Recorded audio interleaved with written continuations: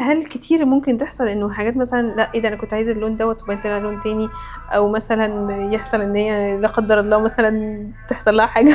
دايما الفرن بيبقى احنا يعني بالاضافه للالوان والشغل بتاعنا ومجهودنا وتعبنا احنا معاها، بنبقى برضو عاملين سايبين مساحة كده بالظبط للعب الفرن. صعب قوي نتحكم فيها بشكل يعني احنا مش بنبقى شايفين الحاجه من جوه بشكل احنا مجرد عينات هي اللي بتعرفنا الدنيا ماشيه ازاي.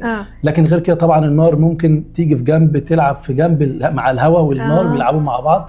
فدي بتطلع لنا حاجه ممكن تبقى حاجه ثالثه خالص غير اللي احنا متخيلينها، وممكن تقطع قطعه خلاص بتبقى مفاجاه بالنسبه لك يعني غير متوقعه بالمره، كأنه كل مره هيطلع باتش من الفرن يبقى بالنسبه لك مفاجاه. بالظبط لازم يبقى طبعا لازم يبقى مفاجاه. يا ترى هيطلع لازم ايه؟ بيبقى في حاجه كده وحاجه كده.